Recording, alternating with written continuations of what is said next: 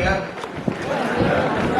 Robert సేన గారు అందరూ చెప్తాడు ప్రశ్నించే పాటలు రాసడం నా మీద ముద్రేసినటువంటి ఆంధ్ర తెలంగాణ.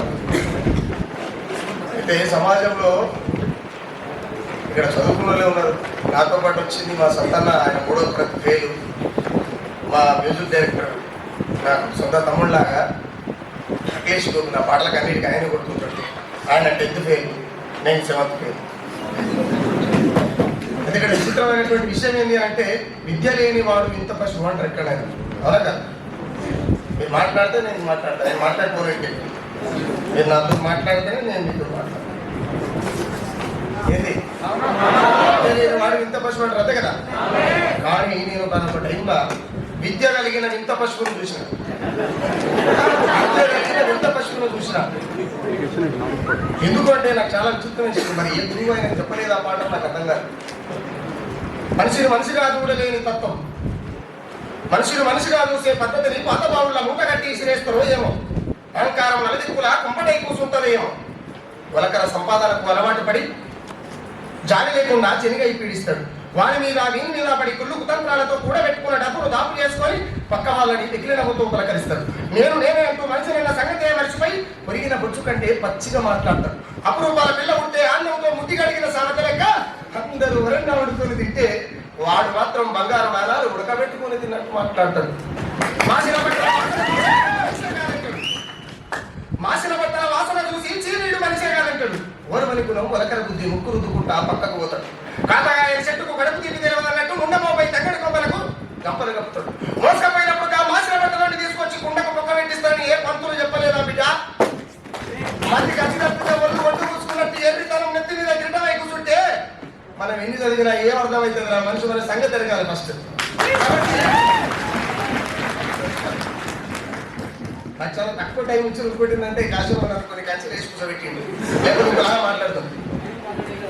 ఎందుకంటే విషయం ఏంటంటే, చాలా మంది కవులు గాయకులు నాకంటే నేను అలా చూసుకుంటూ పెరిగిన, అంటే నాకు బహుశా నా తండ్రి వయసు ఉంటుంది వాళ్ళకు. నేనేమన్నంటే వాళ్ళ పాట లేకపోతే, వాళ్ళ సాహిత్యం లేకపోతే, వాళ్ళ కవిత్వం లేకపోతే, వాళ్ళ వచనం లేకపోతే ఇక్కడ రావాల్సి వెళ్ళాడు. ఇది 100 మంది ఒప్పుకోవాల్సింది. వాళ్ళు నన్ను వేలు పట్టుకొని తిప్పకపోవచ్చు, లేకపోతే నేను వాళ్ళ ఏంటో అడగకపోవచ్చు, కానీ ఖచ్చితంగా అది వాళ్ళ వారసత్వం అని చెప్పగలుగుతాను. ఎందుకు చెప్పగలుగుతానంటే, ఈ మధ్యకాలంలో నేను చాలా పాటలు రాస్తాను.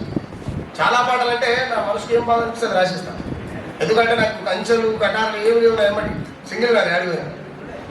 ఆ సందర్భంలో నేను మాట్లాడుతుంటే ఒక ఆయన ఉంది, అరే పలానా ఆయన బాగా వాడతావే, నువ్వు ఆయననే మించిపోయిన ఉసుక రావాలి సార్ అని ప్రశ్నించావంటే నువ్వేరుగా. అరే ఎవరు చెప్పుకుపోయి నాకు అర్థం కాదు. అంటే నాకు ప్రశ్నించిందని చెప్తారా ఈ మాట?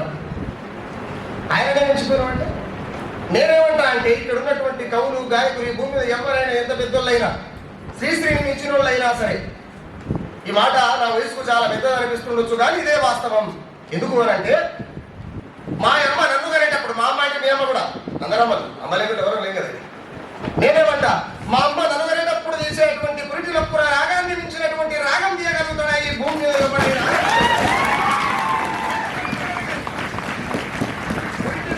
మించినటువంటి రాగం తీయగలిగేటువంటి గాయకుడు ఈ భూమి మీద ఉంటే, నాకు మరణం వచ్చేలోపు ఒక్కసారన్నా మీ చూసి వారి కాళ్ళు మొక్కాలను. తర్వాత బాధ సంబంధాలు నాకు తెలిసి, పురిటి నొప్పులు తల్లి తీస్తుంది, పొడవి నొప్పులు తండ్రి తీస్తాడు. ఇది ఎంతమంది ఒప్పుకుంటారో నాకు తెలియదు, కానీ పొడవి నొప్పులు మాత్రం తండ్రి తీస్తాడు, పురిటి నొప్పులు మాత్రం తల్లి తీస్తుంది. నాయనా ఉండలేక రాస్తేనేమో అక్షరం, నేనెంత రాసిన చెప్పాలేనులే నీ జీవితం. నాయనా ఉండలేక రాస్తేనేమో అక్షరం, నేనెంత రాసిన చెప్పాలేనులే నీ జీవితం. కాలానికి పెద్ద కొడుకువు, కాలానికి పెద్ద కొడుకువు, కంట నీరుకు నువ్వు పెద్ద దిక్కువు. పిండి కొమ్ముల పెరిగేటి మమ్ముల, జీతం లేని నీ కాపలా. నైనా ఉండలేక రాస్తేనే ఓ అక్షరం, నేనెంత రాసిన చెప్పాలేనులే నీ జీవితం. ఇట్లా నిజంగా కూడా పాట అనేది, నేను ఒక మాట చెప్తా, రోజు ఎక్కువ టైం లేదు అన్న లేవో ముందుకి నేను కూర్చుంటా, ఎందుకంటే అన్న టైం చూసుకుంటా కూర్చుంటాను. విషయం ఏంటి అంటే మానవ సంబంధాల కంటే కూడా పాటలు, కవిత్వాలు, వచనాలు మానవ సంబంధాల కంటే కూడా గొప్పయనే మాట్లాడతా నేనైతే. ఎందుకు మాట్లాడతా అంటే ఈ పాట, మాట, కవిత్వం, వచనం అనేది లేకపోతే ఈ సుక్కరామ నరసయ్య ఎవడో మీకు తెలియదు. నేను మా అమ్మ నాయనకు మాత్రమే ఎరుకుంటా, లేదా మా చుట్టపక్కలకు, మా ఊరులకు, మా దోస్తులకు మాత్రమే తెలుసుకుంటా. కానీ నన్ను గన్న మా నాయన చచ్చిపోతాడు, నేను చచ్చిపోతా, నా కొడుకు పుడతాడు, వారికి పిల్లలు పుడతాడు, వాడు చచ్చిపోతాడు. ఇట్లా తరాలుగా పుట్టుట గిట్టడ సహజమైనటువంటి సందర్భంలో ఇది జరుగుతున్నప్పటికీ నేను ఎప్పుడో రాసినటువంటి పాట నా మునిమనవడు కూడా వినగలుగుతాడు. ఎందుకంటే నేను వాడినటువంటి గొంతు అక్కడ నిలబడ్డది కాబట్టి.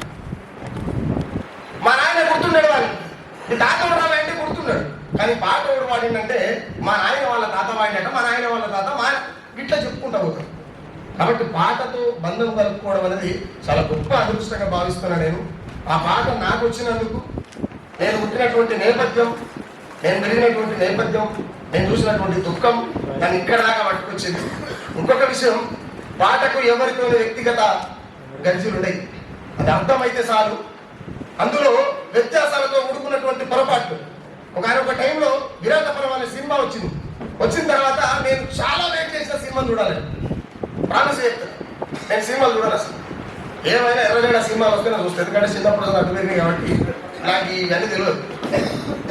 సినిమాలు చూడాలని చెప్పి విరాటపురం ఎప్పుడు వస్తుంది అంటే నాకంటే ముందే నాతో పాటు తిరిగేటోళ్ళు మా ఫ్రెండ్, మా సత్తన్న, మా ప్రవీణ్, ఇట్లా ఎప్పుడు తిరిగే వాళ్ళు.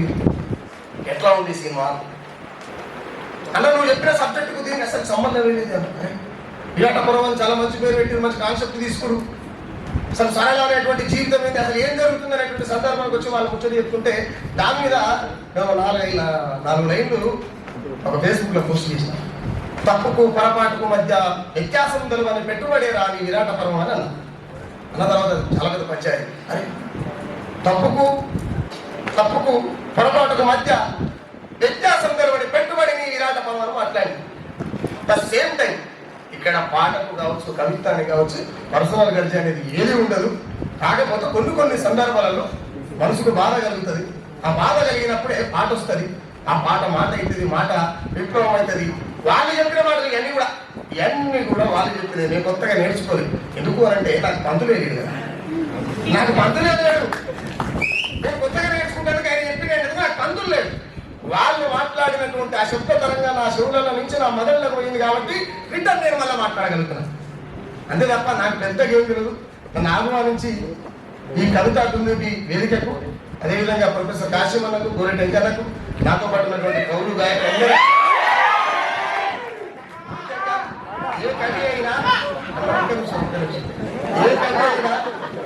ఏ గాయకుడైనా, ఇక్కడ ఉన్నటువంటి విద్యార్థులు, మేధావులు, వీళ్ళ జీవితం ప్రతి ఒక్క పాటలో ఉంటుంది. మీ జీవితం లేకుండా పాట ఎవరు రాయలేరమ్మా.